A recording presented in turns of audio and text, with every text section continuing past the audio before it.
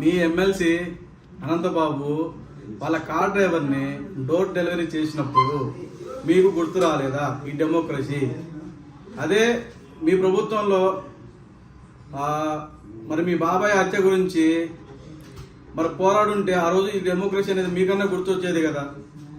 ప్రభుత్వం మారంగానే మీకు అన్ని డెమోక్రసీ అనేది గుర్తొచ్చిందా జగన్మోహన్ రెడ్డి గారు? ఈరోజు చూస్తే జగన్మోహన్ రెడ్డి గారికి ఈరోజు గుర్తొచ్చింది అనుకుంటా డెమోక్రసీ గురించి.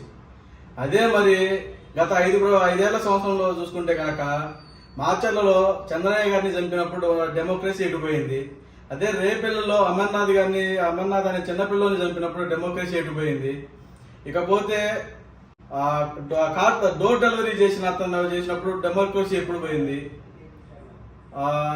ఇంకా ఇట్లా ఎన్నో చూసుకుంటా ఉంటే మహిళలకి ఈయన ఉన్న ప్రభుత్వంలో ఎప్పుడు రక్షణ అనేది లేకుండా పోయింది. మరి అప్పుడు ఈ డెమోక్రసీ అనేది గుర్తు రాలేదా? ప్రజల పట్ల ఈయన ఎంత. అదే విశాఖపట్నంలో డాక్టర్ సుధాకర్ గారు కరోనా టైంలో మాస్క్ అడిగారని చెప్పి నడి రోడ్డు మీద చిత్రహింసలు పెట్టి చావగొట్టినప్పుడు ఈ డెమోక్రసీ గుర్తు రాలేదా?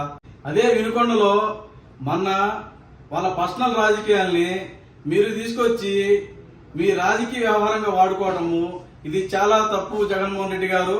నేను ఇంకోటి ఏం చెప్తున్నానంటే ఇదే డెమోక్రసీ మీకు ఇప్పుడు ఈ రోజు గుర్తొచ్చింది.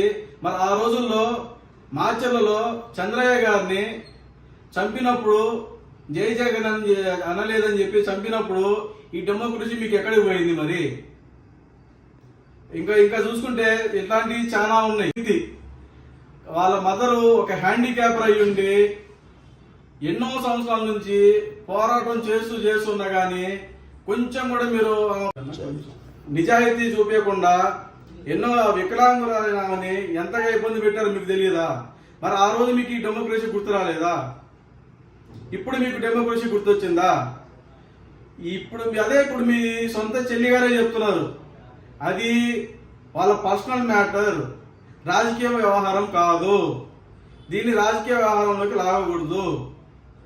దాన్ని మీరు రాజకీయ వ్యవహారాన్ని తీసుకొచ్చి ఈరోజు డెమోక్రసీ అంటే ఇది ఏమాత్రము చెప్పండి జగన్మోహన్ రెడ్డి గారు. ఇకపోతే మీరు ఆ కుటుంబం దగ్గరికి పోయినప్పుడు వింతగా ఉంది అసలు ఇది. అది వాళ్ళు చనిపోయినప్పుడు బాధాకరంగా ఉన్నప్పుడు వాళ్ళని పరామర్శించడానికి వెళ్ళాలి కానీ మీకు 10,000 వస్తున్నాయా, మీకు 10,000 వస్తున్నాయా, మీకు 10,000 వస్తున్నాయని చెప్పకూడదు. మీరు ఆడ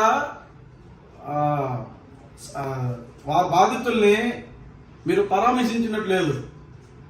ఏదో ఎలక్షన్ టైం ఇంకా ఉందని చెప్పి మీ భ్రమలో మీకు 10,000 మీకు 10,000 మీకు 10,000 అనడం కాదండి. ఒకటి గుర్తుపెట్టుకోండి, ఇప్పుడు కాదు ఇంకా 10 ఏళ్ళు అయినా నిజాయితీ ప్రభుత్వమే ఉంటది. ఈ రౌడీ రాజకీయ ప్రభుత్వం అనేది ఉండదు.